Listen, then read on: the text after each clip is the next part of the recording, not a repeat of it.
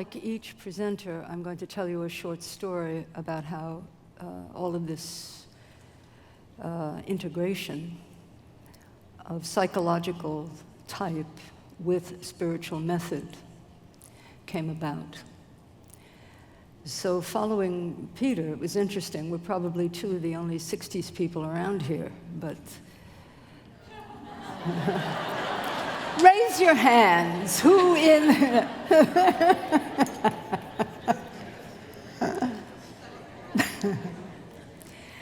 So mine was a different story in the 60s. I was an anti-war activist about the draft into the Vietnam War. And I took it upon myself. Nobody pushed me into it, but an unusual occupation in the resistance movement, which was to make sure that those who were refusing the draft got safe exit into Canada over the border. Canada was not involved in the war and was very receptive to taking in those young men who came of draft age at 18, had no education, couldn't get out on a 2S pass, meaning if you were in a college, you could stay in the country as long as you wanted to study. But not being able to get into college or not wanting to, you get drafted.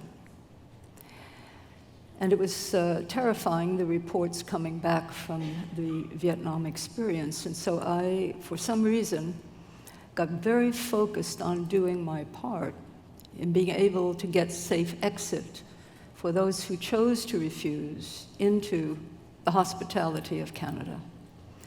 So it was my job, and remember, this is where there is no internet. So all of this job took place at the local telephone booths on the corner.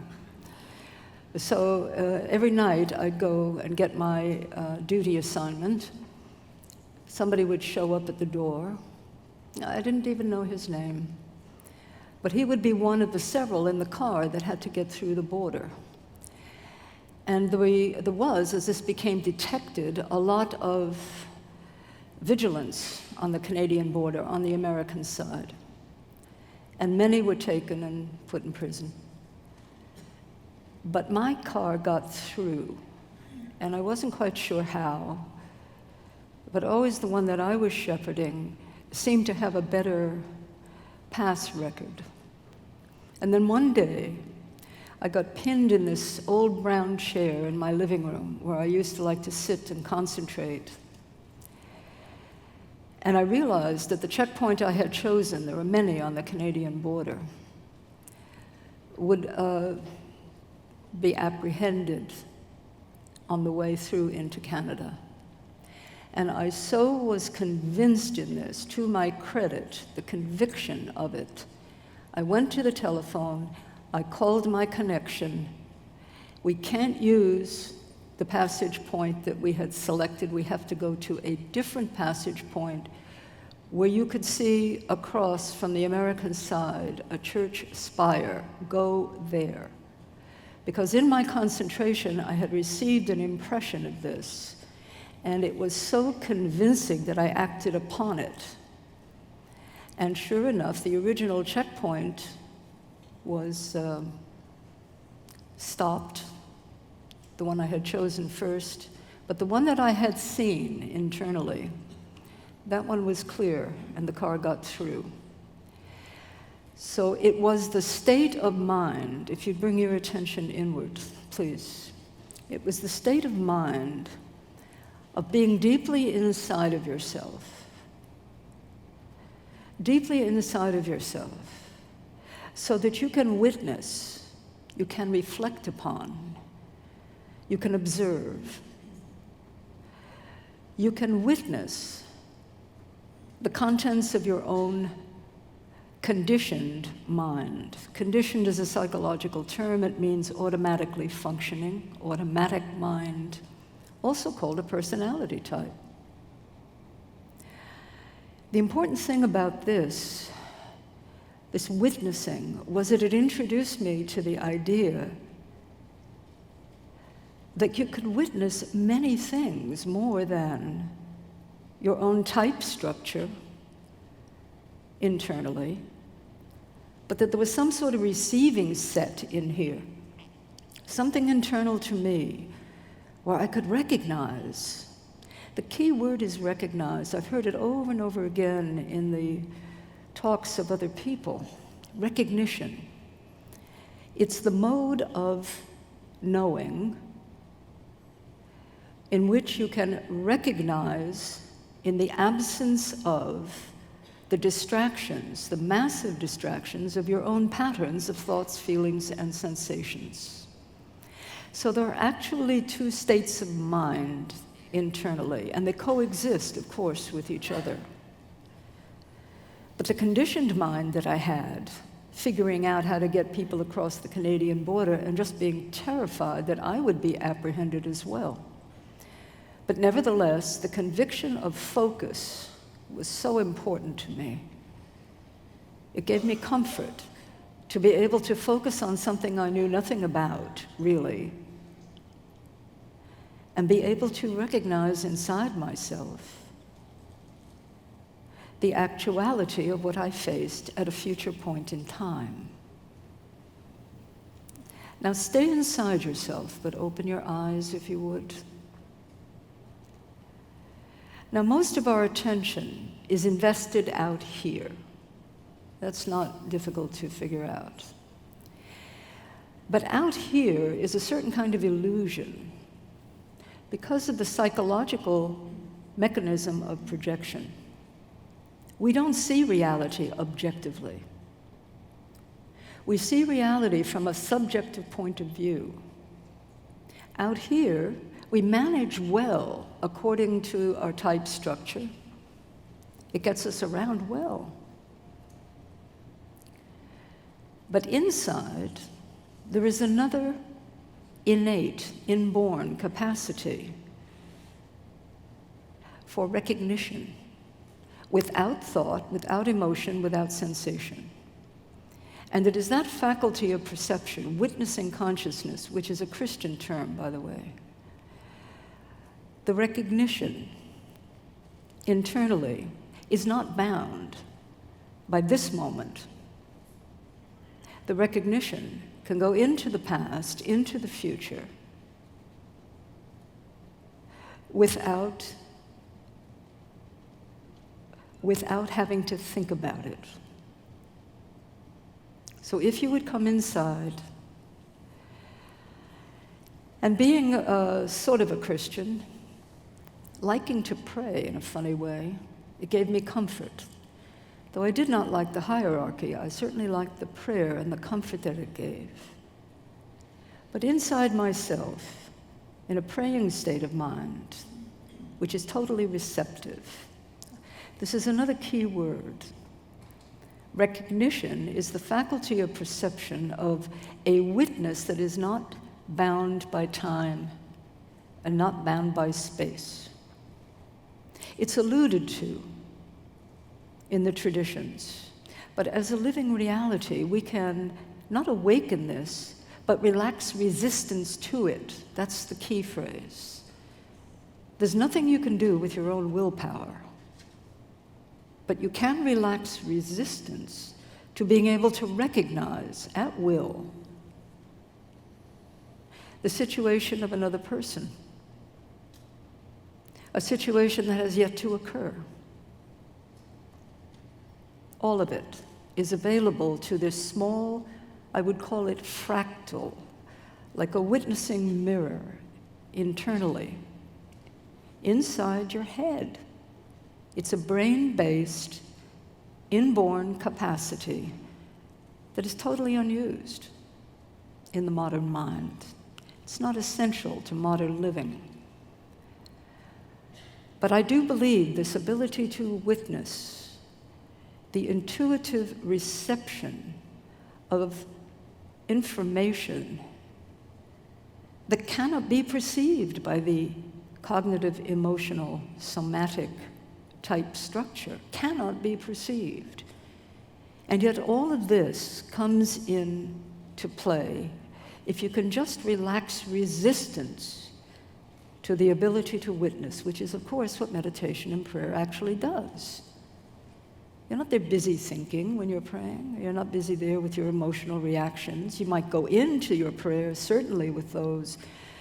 But the hope is, in a praying state of mind, which is receptive and is attuned, inside yourself, can you come in, is attuned to only the present moment.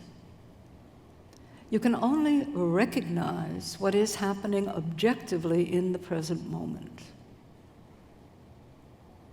Can you use the inner witness and drop your attention down through your body? How do you know you're doing this? To relax in and down. How do you know that you're descending with your attention voluntarily, way down to the belly? Can you put your hand on your belly? This is the basis of all of the emptying practices. The whole tradition of Buddhism, in its many sectors, is predicated on be here now in the present moment and breathe and witness. Witness, be aware of the emptiness of the breath. So we'll sit for 1 minute, in and down. Can you relax? Resistance. Now that's the problem set. Thoughts come. Emotions come. Sensations bother you. But the determination is to relax resistance of thoughts, emotions, sensations. From this perspective of the witness, you are developing another sensibility, a profound faculty of perception that opens only in the present moment. We have now evidence-based research that is very powerful. Can you be carried by the breath? Can you let go and let God, to use a familiar phrase? Can you be carried by nothing? Except, of course, you know about this because you can recognize it. Now, without making a big deal of essential self or not self or conditioned or automatic or using big terms, you automatically can come in and be carried by the breath that's always there to support you, and there's pleasure in it. And you can recognize inside yourself, oh, here's a thought stream, got me. And voluntarily just relax the thoughts as they emerge. And relax the emotions as they begin to seize up. Just notice, recognize, and relax. Let's just do that for a little while. What you are doing is so significant. It is removing the obstacles to spiritual freedom. The ability to tap into all of those different kinds of consciousness that spirituality generates. And when I was alone in that room in my chair, I went with my strength, which is concentration. And I so focused on the whole border of Canada that all of a sudden I entered a state similar to a dream where I could recognize where to go and where not to go by a sign. By a sign. A church steeple in my dream.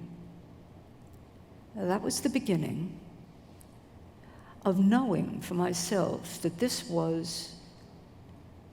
receptive state of mind could be cultivated. This is so long ago, there was nowhere to go. There was no Zen temple on the corner. There was no yoga studio.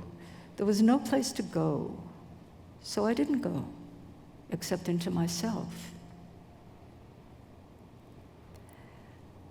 can you open your eyes and do this practice with your eyes wide open? Internalize. Pay attention. This is all witnessing consciousness, unnamed. Can you drop your attention through your throat, through your chest? And when you notice yourself fuzzing out, what aspect of you notices these things, the minutiae of your obstacles? And with great determination, also called faith, you drop in and you go down and you relax inside of yourself. We now have evidence that this internal state of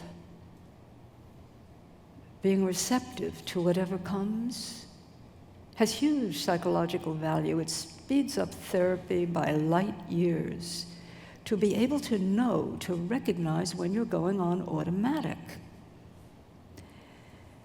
Enter the Enneagram.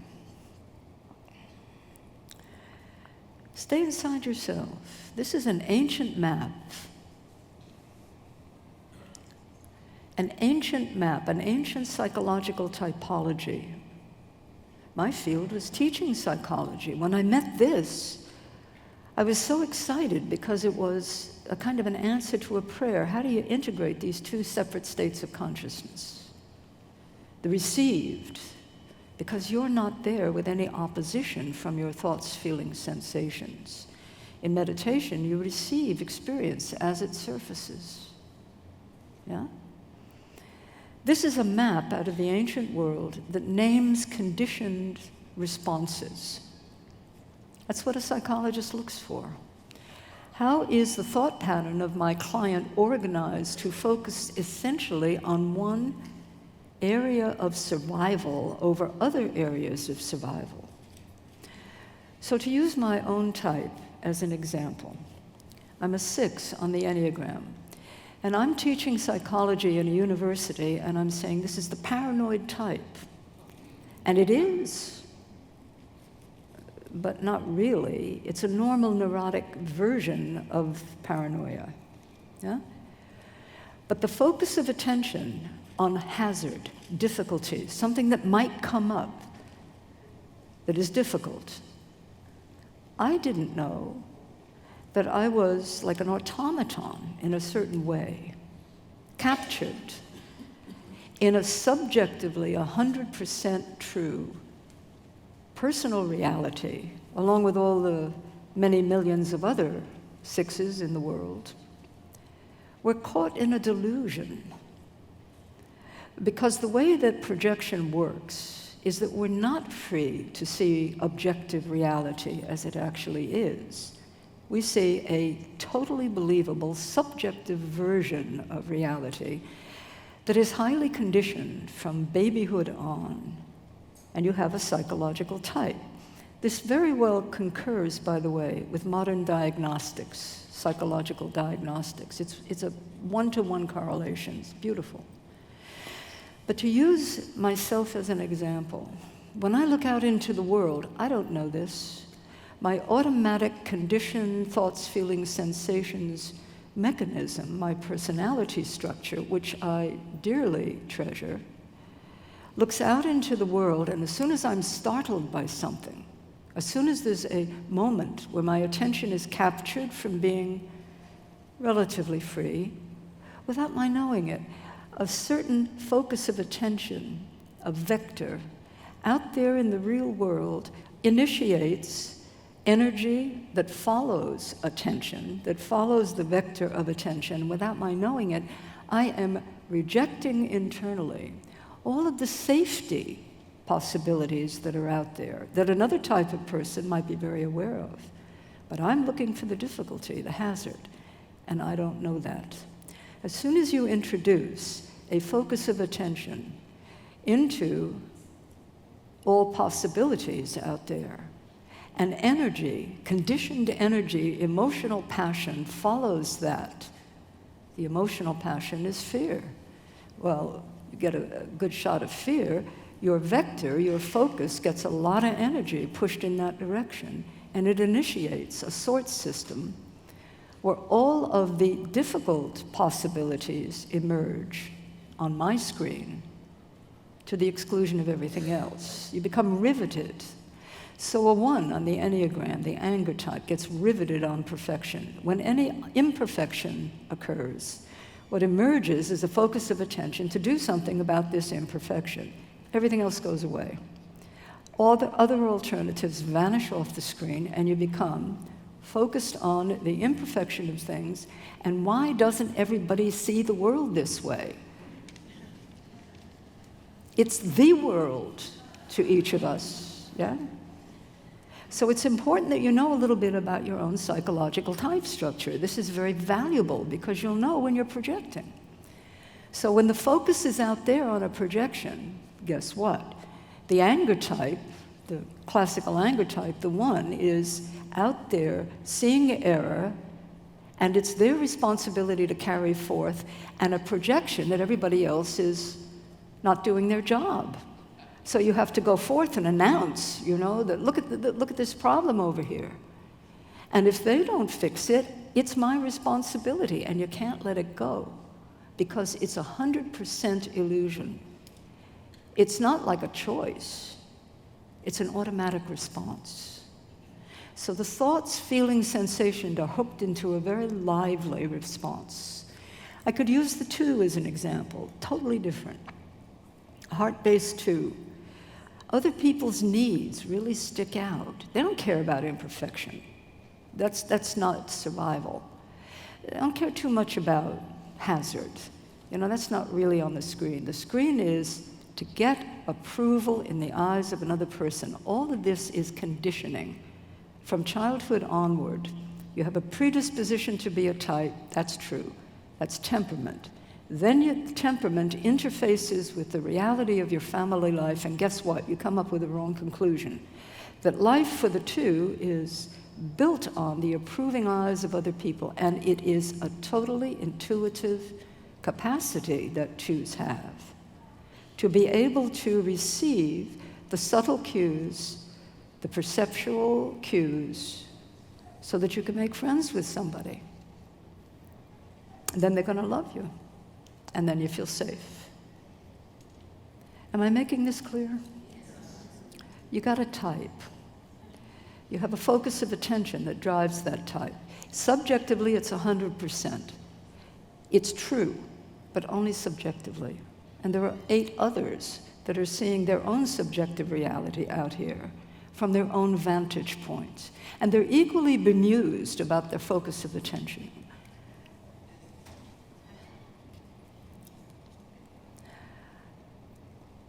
Just take in the diagram for a moment. It's user-friendly. It will tell you a lot about yourself. In '88, I wrote a book about this. The one brilliant stroke of insight that I had in how to write about the difference between received intuition, which is inborn. The baby looks at the caregiver and smiles. It's 3 weeks old. The stranger comes, and they disregard the stranger. How do they recognize? How do they recognize without thinking? There are no tracks. There are no neurological tracks formed as yet. The brain is like a driven field of white snow. No tracks, but recognition is there. And the thing about the wraparound that we get from the personalities training all those years is that we forgot how to use the essential quality of perception that opens during prayer and meditation. So to be able to capture, yes, through discipline and practice, you're not going to get there in a minute, but you can learn to relax your type structure, and you know what happens? The life force comes forward, and it feels good inside. And one of the other speakers a couple of days ago said, when you're happy inside, when you feel the pleasure of the life force, this is a good thing because you wish well to other people, and that is the end of projection right there. If we only get that far with the Enneagram, it would be a great contribution. That if I can relax resistance and feel my life force inside, I don't care if it's my heart, my head, my gut that's feeling it. I feel my life force inside. And all of a sudden, you see far more objectively out there than the subject of hell, of focusing your attention on somebody, and you are the reason why I feel the way I do, and I feel bad, so I go forth to change you. And we're back in the Vietnam War zone. I wish you well.